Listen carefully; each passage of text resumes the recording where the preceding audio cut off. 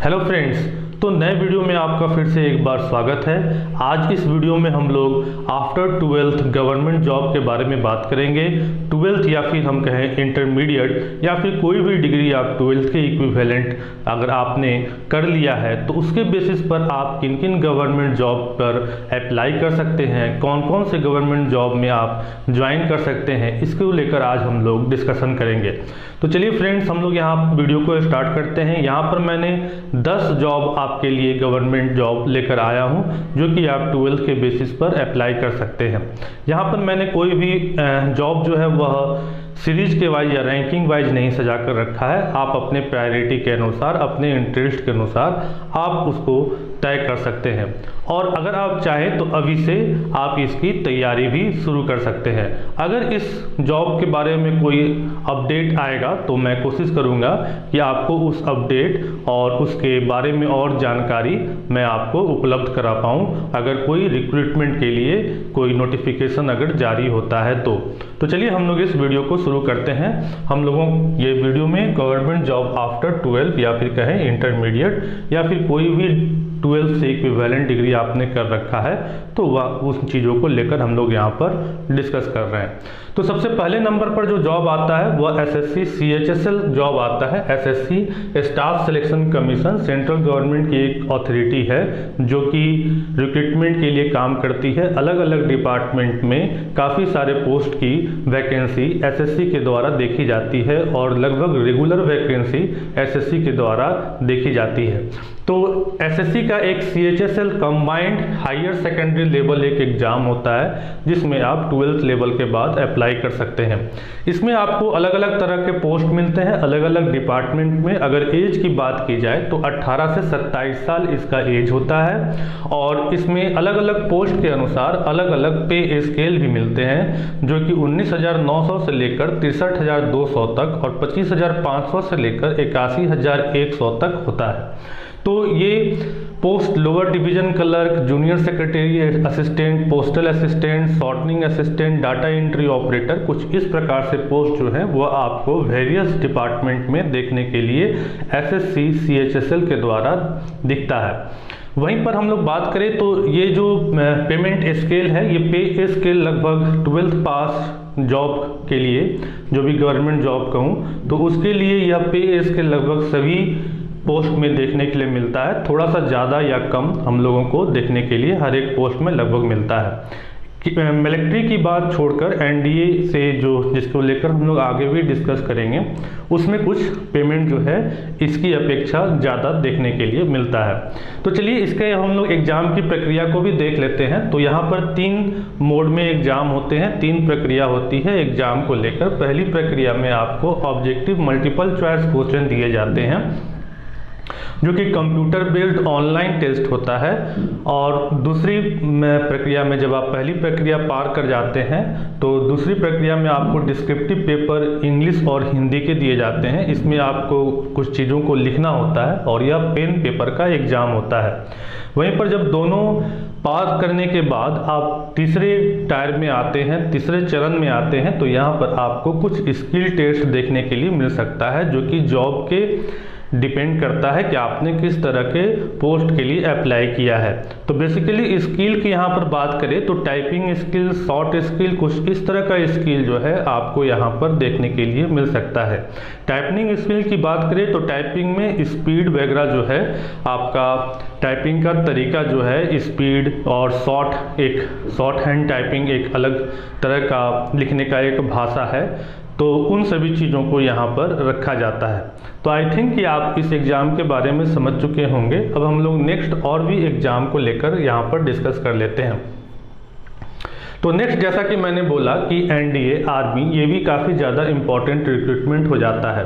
NDA army आप जानते ही हैं कि आर्मी का हमारे देश में कितना ज़्यादा महत्व है और इनकी बलिदानी और शौर्य गाथाओं से आप सभी वाकिफ़ हैं। तो बहुत लोगों का सपना भी होता है डिफेंस ज्वाइन करने का। तो अगर आप 12th पास कर गए हैं तो आपके पास ऑफिसर्स के पोस्ट पर ज्वाइन करने के लिए एनडीए या फिर एनए का एग्ज़ाम काफ़ी ज़्यादा इम्पॉर्टेंट हो जाता है। एनडीए की अगर बात करें तो नेशनल डिफेंस एकेडमी और एनए नेवल एकेडमी हो जाता है। इसमें एज को लेकर थोड़ा लिमिट है, यहाँ पर एज 16 से 19 साल ही होता है और आपको अनमैरिड होना ज़रूरी है। यह एग्ज़ाम का एक फ़ायदा है कि यह एग्ज़ाम साल में 2 बार होता है और कोई लिमिटेशन नहीं है। आप 16 से 19 साल के बीच में इस एग्ज़ाम को साल में 2 बार होने की प्रक्रिया के साथ आप इसको दे सकते हैं।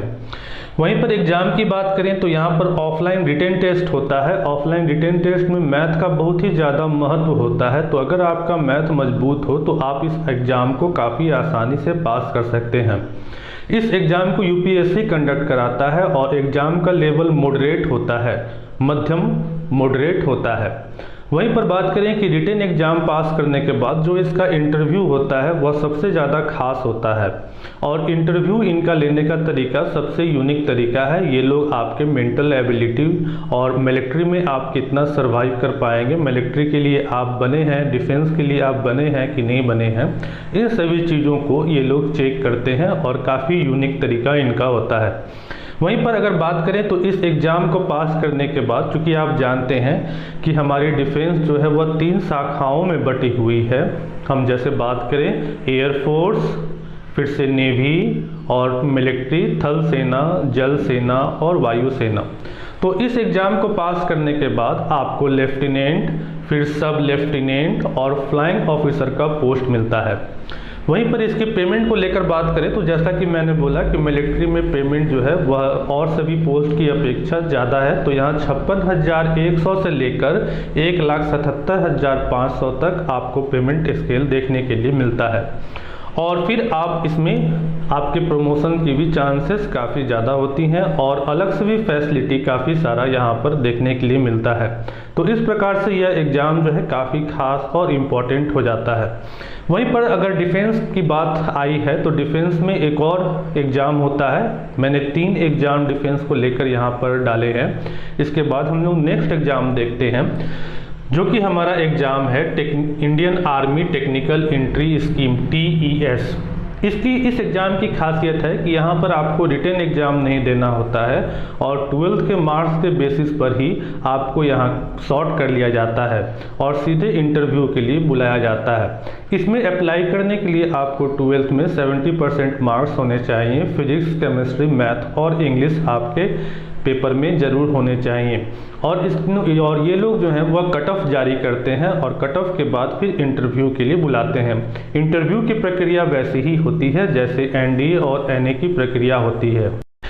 इस एग्ज़ाम की एक और ख़ास बात करें तो यह पास करने के बाद आपको 4 साल का इंजीनियरिंग की डिग्री प्राप्त होती है। फिर उसके बाद आपको ज्वाइनिंग होती है। तो पोस्ट तो लगभग वही सेम ज्वाइन करते हैं आप, लेकिन एक ख़ास चीज़ आपको यहाँ पर इंजीनियरिंग की डिग्री मिलती है जो कि आप इनके इंडस्ट्री वगैरह या फिर इनके जो रिसर्च सेक्टर हैं उनमें आप काम कर सकते हैं। तो काफ़ी अच्छा और काफ़ी महत्वपूर्ण यह पोस्ट निकल कर आता है और अब तो मिलिट्री में, डिफेंस में लड़कियों की भी रिक्रूटमेंट होने लगी है।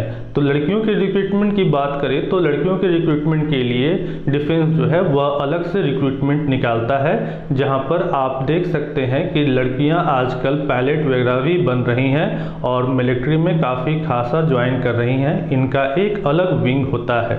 तो आप TES भी एग्ज़ाम दे सकते हैं, TES के लिए भी अप्लाई कर सकते हैं। यह भी काफ़ी खास एग्ज़ाम आपके लिए हो सकता है मिलिट्री में ज्वाइन करने के लिए। तो चलिए हम लोग यहीं पर आगे थर्ड के लिए बात कर लेते हैं।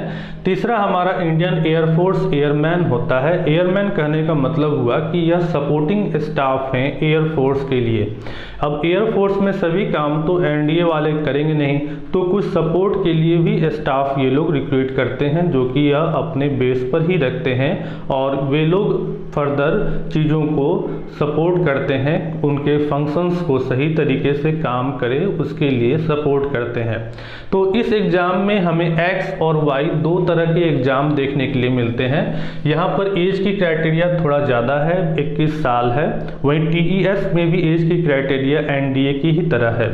यहाँ पर आपको क्लास 12 में मैथ, फिजिक्स और इंग्लिश होना चाहिए। अगर आप डिप्लोमा इन इंजीनियरिंग किए हैं तो भी आप इसका फॉर्म भर सकते हैं, लेकिन इंग्लिश आपका होना चाहिए 50% मार्क्स एग्रीगेट में 12th या फिर डिप्लोमा में होना चाहिए। वहीं पर अगर आपने कुछ वोकेशनल कोर्स भी कर रखा है 2 साल का तो भी आप इसके लिए अप्लाई कर सकते हैं।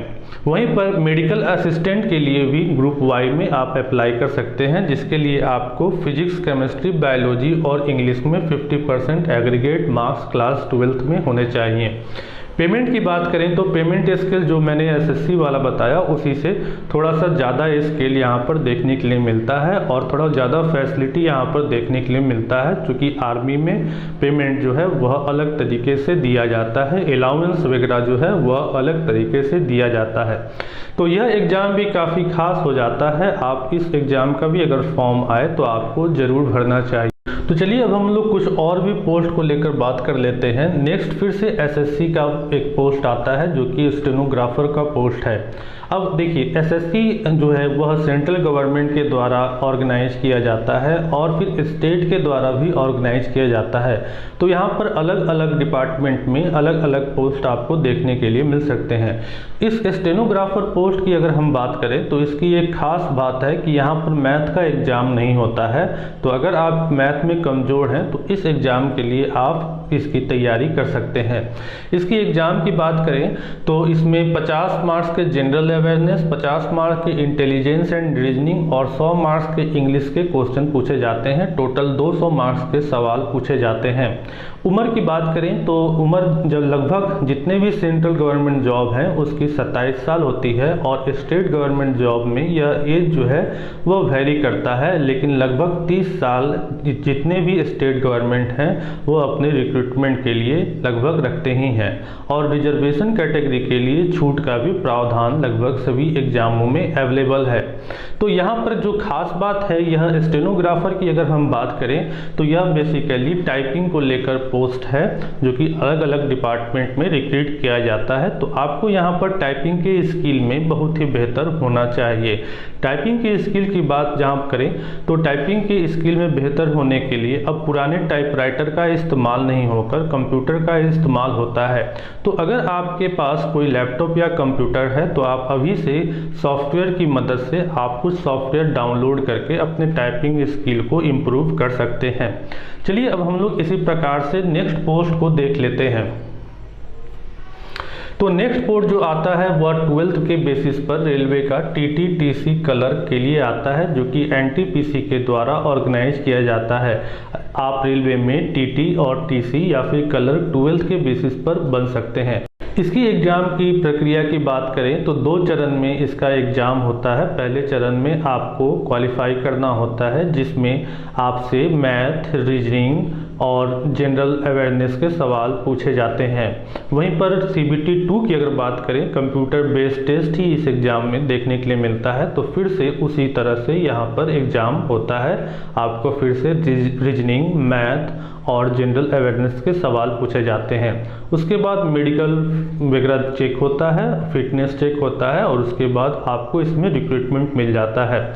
पेमेंट की बात करें तो पेमेंट इसका काफ़ी अच्छा है, जो कि मैंने आपको बताया उसी पेमेंट में थोड़ा सा हाई इंक्रीज पेमेंट है और फैसिलिटी रेलवे के द्वारा काफ़ी ज़्यादा प्रदान की जाती है।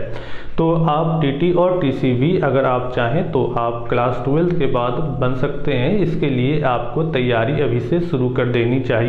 तो चलिए अब हम लोग नेक्स्ट एग्ज़ाम को लेकर चर्चा कर लेते हैं। नेक्स्ट एग्ज़ाम जो आता है वो SSC GD कांस्टेबल का आता है, जिसका उम्र 18 से 25 साल होता है। वहीं पर NTPC की उम्र की बात करें तो लगभग 30 साल उम्र आपको देखने के लिए मिलता है। और बाकी का उम्र तो मैंने आपको बताया कि 27 साल सेंट्रल गवर्नमेंट का और 30 साल आपको जनरली स्टेट गवर्नमेंट का देखने के लिए मिलता है।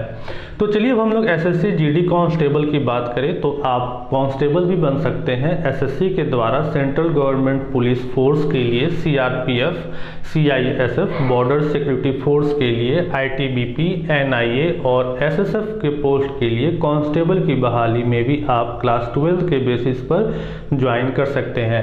इसकी उम्र सीमा 18 से 25 साल होती है।